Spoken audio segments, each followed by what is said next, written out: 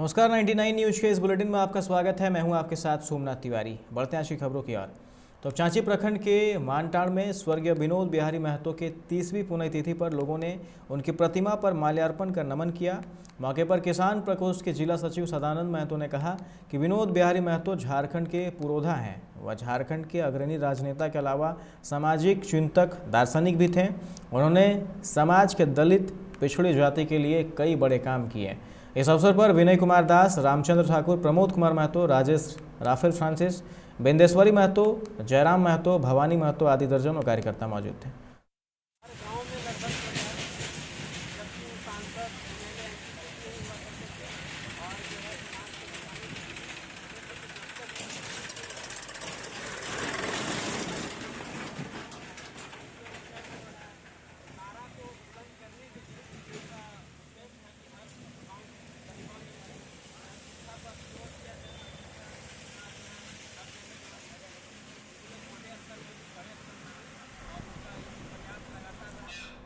30वीं पुण्यतिथि पर विनोद बिहारी महतो स्मारक चौक के पास आज स्थानीय लोग एवं समाजसेवी आनंद चौरसिया ने विनोद बिहारी महतो को माल्यार्पण कर श्रद्धांजलि अर्पित की। समाजसेवी आनंद चौरसिया ने बताया कि विनोद बिहारी महतो की विचारधारा से लोगों को एक संदेश दिया जा रहा है कि विनोद बिहारी महतो झारखंड के भगवान हैं।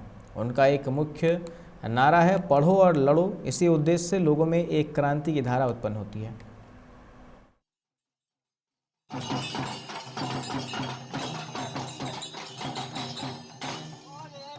पूरा कोयलांचल जानता है कि विनोद बाबू का जो योगदान इस कोयलांचल में रहा, पूरे झारखंड के लोग उनको भगवान मानते हैं। आज उनकी पुण्यतिथि है।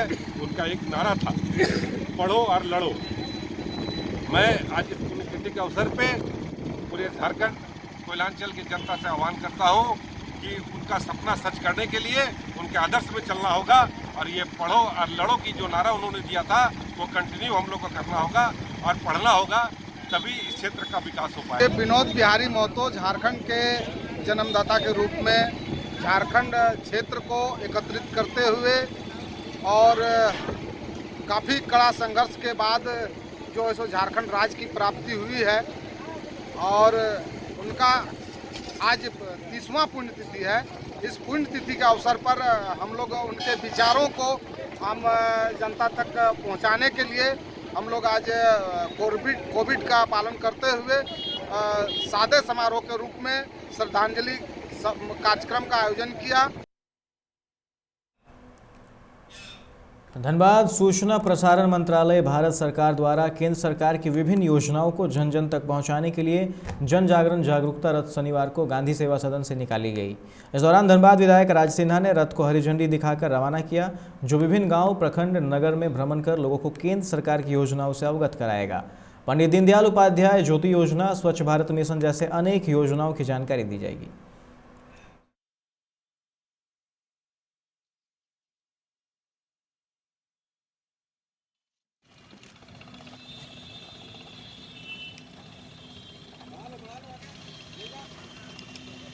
देखिए, सूचना प्रसारण मंत्रालय भारत सरकार के द्वारा यह जिलों के अंदर एक जागरूकता रथ निकाला गया है और उसी को आज हम लोगों ने यहाँ से विदा किया है।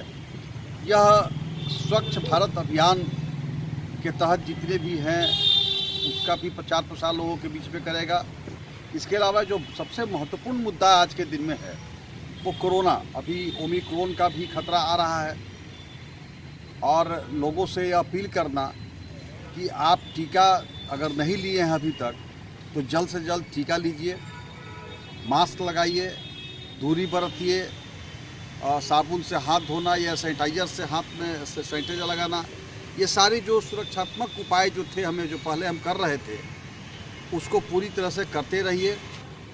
यह एक प्रचार लोगों के बीच में जागरूकता फैलाने के लिए ये रथ है। पश्चिम बंगाल में कड़ाके की ठंड को देखते हुए AIMIM के नेता दानिश अजीज ने आसनसोल रेल पार्क के गरीब लोगों में कंबल का वितरण किया। इस मौके पर दानिश अजीज ने कहा कि कार्यक्रम के दौरान असुद्दीन ओवैसी के निर्देश पर और उनके नेतृत्व में रेल पार के बाबू तालाब इलाके में जरूरतमंदों के बीच कंबल बांटे गए। इस कड़कड़ाती ठंड से गरीब मजबूर लोगों को बचाने के लिए AIMIM की टीम यह प्रयास कर रही है। इस मौके पर मोहम्मद एजाज, मोहम्मद रिजवान समेत कई लोग मौजूद थे।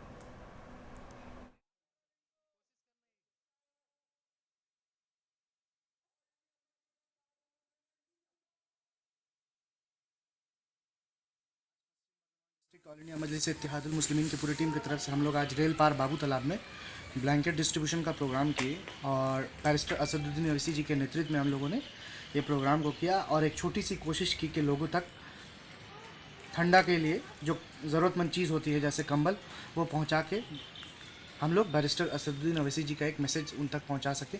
और इसी कोशिश में आज पश्चिम बर्धमान डिस्ट्रिक्ट ऑल इंडिया मजलिस इत्तेहादुल मुस्लिमीन की पूरी टीम की तरफ से, जिसमें एजाज़ भाई, रिजवान भाई, इफ्तिखार भाई, शहबाज अमीन, राजन और नदीम अख्तर, शहनवाज और हमारे टीम के सभी लोग वहाँ मौजूद थे, हाजिर में हाजिर थे।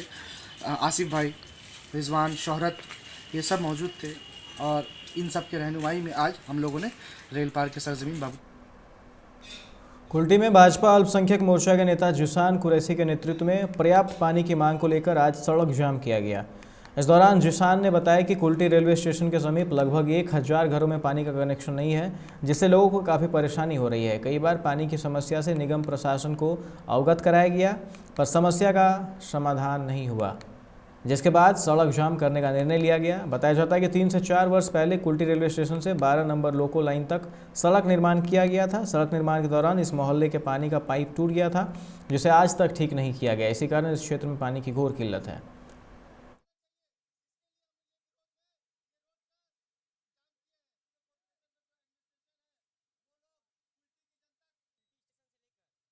कुल्टी 12 नंबर लोकल लाइन तक लगभग में यहाँ पर 3000 से भी ज़्यादा घर है। लगभग में जो तृणमूल कार्यकर्ता है या जो तृणमूल का समर्थन करता है उन लोगों के घर में पानी कनेक्शन दिया गया। खुद यहाँ तक मेरे घर में कनेक्शन दिया गया, क्योंकि जिसान कुरैशी भाजपा करता है। तृणमूल वाले को इस तरह का डर लगता है, जिसान कुरैशी लगता है कि ममता बनर्जी को मैं टक्कर दे रहे हो, तो अच्छा उसके डर ही अच्छा है। मैं आने वाले समय में ममता बनर्जी को टक्कर दूंगा। और लगभग में यहाँ 63, 65 और 70 3 वार्ड पड़ता है। 3 वार्ड में यहाँ पर लगभग में 1000 से भी ज़्यादा घरों में पानी का कनेक्शन नहीं दिया गया। क्यों नहीं दिया गया? पहले आज से 3 साल से 4 साल पहले रोड बना, हम जनता खुश था कि रोड बना। इस विषय में आपने नगर निगम के चेयरपर्सन को जानकारी दी है? उनको जानकारी है कि यहाँ कनेक्शन नहीं हुआ। अगर जानकारी नहीं होता तो वो कनेक्शन आके करे।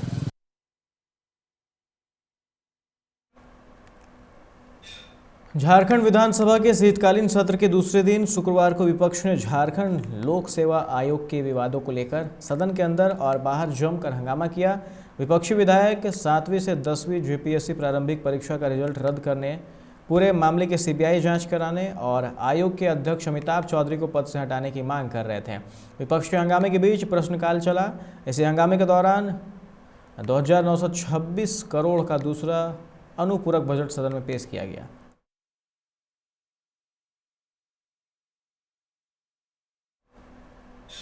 नई दिल्ली में किसान आंदोलन में सक्रिय भूमिका निभाने वाले गुरनाम सिंह चढ़नी ने राजनीतिक पार्टी के गठन का ऐलान कर दिया है। उनकी पार्टी का नाम संयुक्त संघर्ष पार्टी होगा। चंडीगढ़ में पार्टी की घोषणा करते हुए चढ़नी ने कहा कि राजनीति प्रदूषित हो गई है, इसे बदलने की जरूरत है। पूंजीवाद को बढ़ावा देने वाले नीति निर्माताओं, पूंजीपतियों के पक्ष में नीतियाँ बनाई जा रही है। आम आदमी गरीबों के लिए कुछ नहीं किया, इसलिए हम अपनी नई पार्टी लॉन्च कर रहे हैं। गुरनाम चढ़नी किसान आंदोलन में खासे सक्रिय रहे हैं। गुरनाम सिंह चढ़नी किसान आंदोलन खत्म होने के बाद सियासी जमीन पर हाथ आजमाएंगे। चढ़नी ने कुछ दिन पहले ही राजनीति में आने की घोषणा कर दी थी।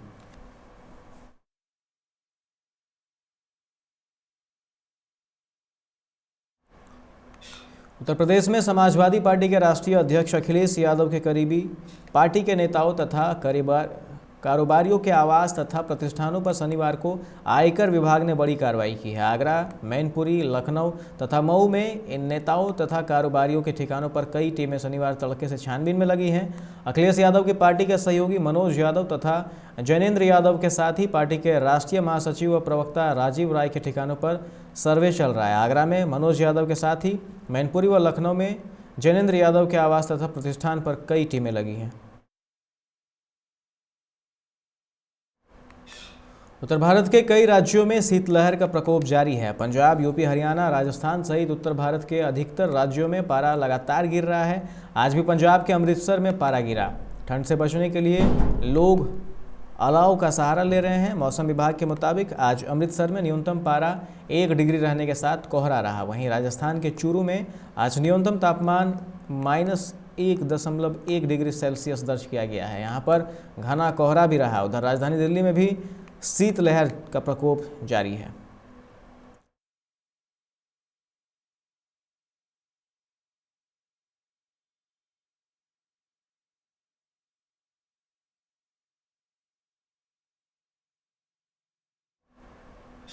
दक्षिण पूर्व एशिया क्षेत्र के 7 देशों में नए कोरोना वेरिएंट ओमिक्रॉन के मामलों की पुष्टि के साथ विश्व स्वास्थ्य संगठन ने शनिवार को इसके प्रसार को रोकने के लिए सार्वजनिक स्वास्थ्य और सामाजिक उपायों को मजबूत करने की तत्काल जरूरत पर जोर दिया। WHO दक्षिण पूर्व एशिया क्षेत्र की क्षेत्रीय निदेशक पूनम खेत्रपाल सिंह ने कहा कि देश स्वास्थ्य और सामाजिक उपायों के साथ ओमिक्रॉन के प्रसार को रोक सकते हैं और रोकना चाहिए। उन्होंने एक बयान में कहा, हमारा ध्यान कम से कम संरक्षित और उच्च जोखिम वाले लोगों की रक्षा करना जारी रखना चाहिए।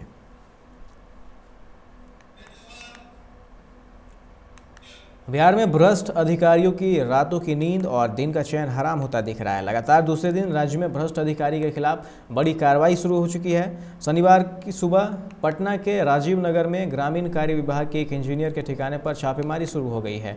मिली जानकारी के अनुसार पहले ही घंटे में इस इंजीनियर के ठिकाने से करीब 50 लाख रुपए नकद बरामद किए गए हैं। निगरानी के अधिकारी इस बरामदगी से हैरान हैं। हालांकि बरामदगी से जुड़ी डिटेल की आधिकारिक स्तर पर पुष्टि नहीं हो सकी है। सीतामढ़ी में शनिवार की सुबह मेजरगंज थाना क्षेत्र में मेजरगंज बसबिट्टा मुख्य मार्ग के हरसकरी पुल के पास अपराधियों ने एक किसान की गोली मारकर हत्या कर दी। सुबह सुबह गोलियों के तड़तड़ाहट से लोग खौफजदा हो गए। थोड़ी देर में घटनास्थल पर लोगों की भीड़ जुट गई। मृतक की पहचान भलुआहिया गांव निवासी तपेश्वर महतो के रूप में की गई है। परिवार के लोगों के अनुसार सुबह सुबह तपेश्वर महतो शौच के लिए निकले थे।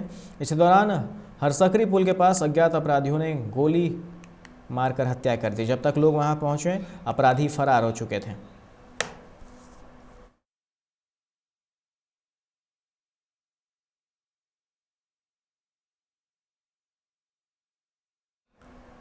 बिहार को विशेष राज्य का दर्जा दिलवाने के लिए पूर्व सीएम जीतन राम मांझी की पार्टी हिंदुस्तानी आवाम मोर्चा किसी हद तक जा सकती है। सरकार से लड़ना पड़े तो लड़ेंगे, लेकिन बिहार का हक दिलाकर रहेंगे। ये बातें हम के प्रवक्ता दानिश रिजवान ने कही है। उन्होंने इस दौरान कहा कि राजद के लोग आएँ, बिहार में प्रदर्शन करें, हम उनके साथ केंद्र सरकार का घेराव करने को भी तैयार हैं। इस दौरान दानिश रिजवान ने भाजपा के साथ ही राजद सुप्रीमो लालू प्रसाद, राजद नेता शिवनानंद तिवारी पर भी जमकर शब्दबाण चलाए।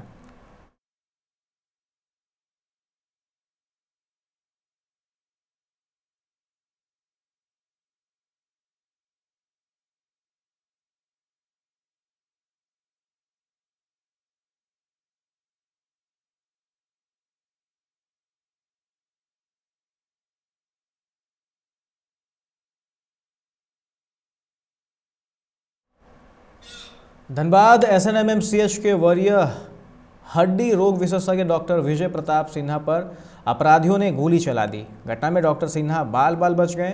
गोली उनके गले को जख्मी कर निकल गई। उनकी स्थिति खतरे से बाहर है। घटना गोविंदपुर धनबाद रोड पर आमाघाटा में रिलायंस पेट्रोल पंप के समीप की है। डॉक्टर सिन्हा टुंडी रोड गोविंदपुर स्थित पूजा मेडिकल से रोगियों को देखकर कार से सरायढेला स्थित शांति कॉलोनी जा रहे थे। बबलू अंसारी नामक ड्राइवर कार चला रहा था। रिलायंस पेट्रोल पंप के समीप पहुंचते ही उनकी गाड़ी पर फायरिंग हो गई, जिससे गाड़ी का शीशा चूर हो गया। गोली लगने से चदरा में भी छेद हो गया। गोली उनके गले को छूकर निकल गई। उन्होंने तुरंत अपने परिचितों से संपर्क किया और जोड़ा फाटक रोड स्थित शक्ति नर्सिंग होम में उन्हें भर्ती कराया गया। डॉक्टर विजय प्रताप सिन्हा ने कहा कि अपराधियों ने जानबूझकर उन्हें टारगेट किया था, परंतु क्यों और कौन, इससे वे अनभिज्ञ हैं।